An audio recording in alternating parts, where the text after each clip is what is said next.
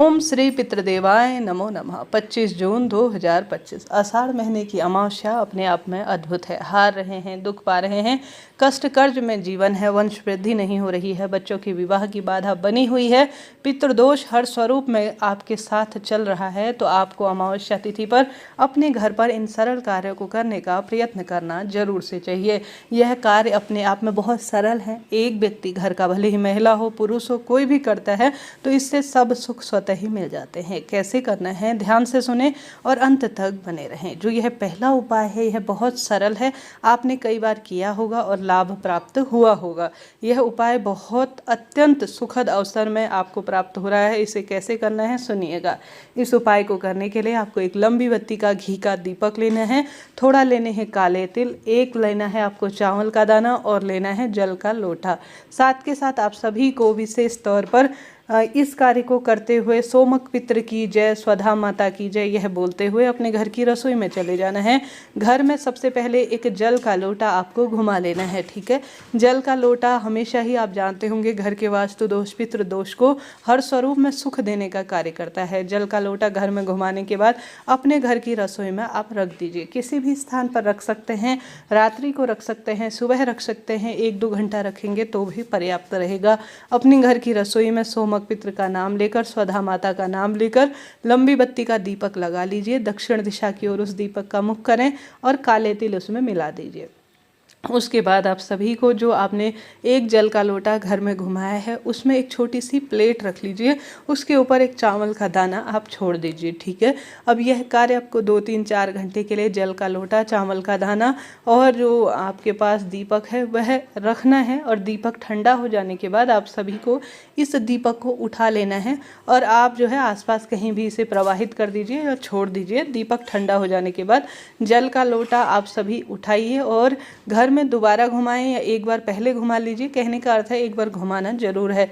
इस जल के लोटे को आपको किसी भी पवित्र पेड़ के नीचे, या तो पवित्र पेड़ पीपल हो, आंवला हो, बड़ हो, बेलपत्र हो, शमी हो, किसी भी पेड़ के नीचे आपको जल का लोटा छोड़ देना है। अपने घर के दरवाजे पर इस जल के लोटे को आप सोमक पितृ का नाम लेकर और साथ ही स्वधा माता का ध्यान करते हुए अपने दरवाजे पर छोड़ देना है।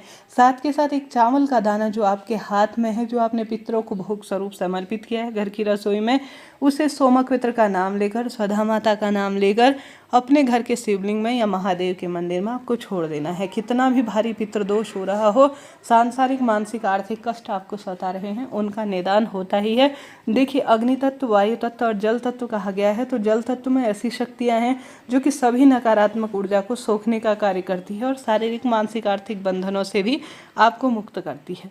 लौंग का जोड़ा अगर आपने जल के लोटे में डाला है घर की रसोई में, तो भी आप सभी इसे किसी पेड़ के नीचे डाल सकते हैं।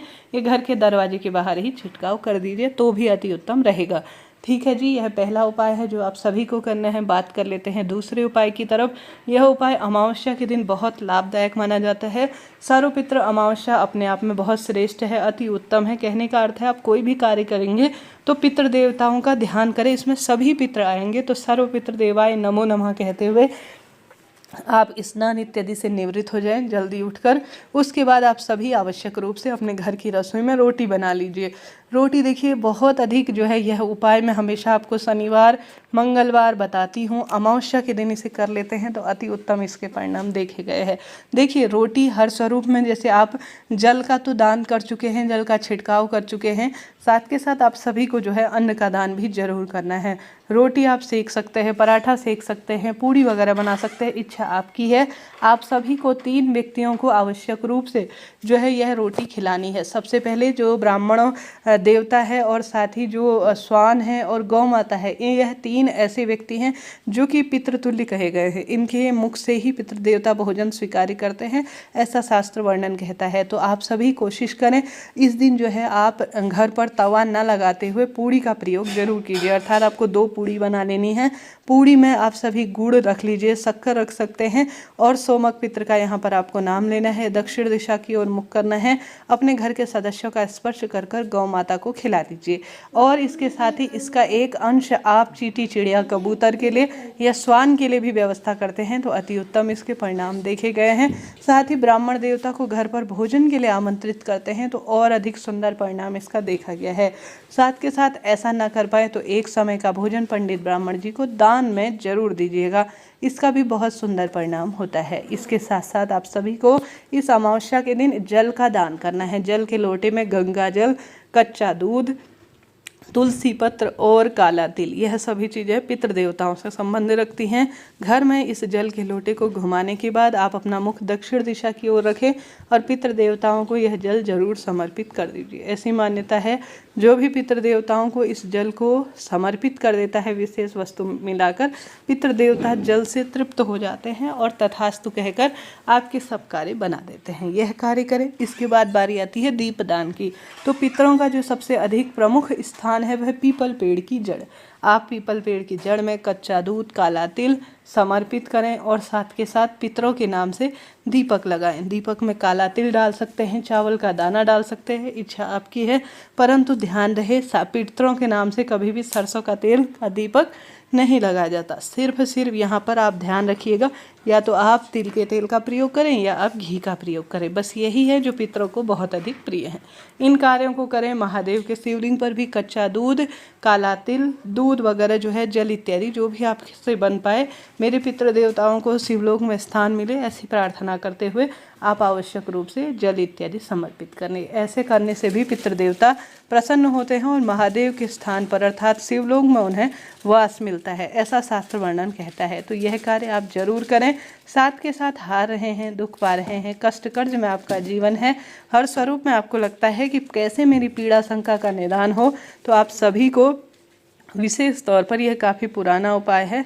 जैसा कि गुरुजी कहते हैं, आप सभी को लेना है गोला।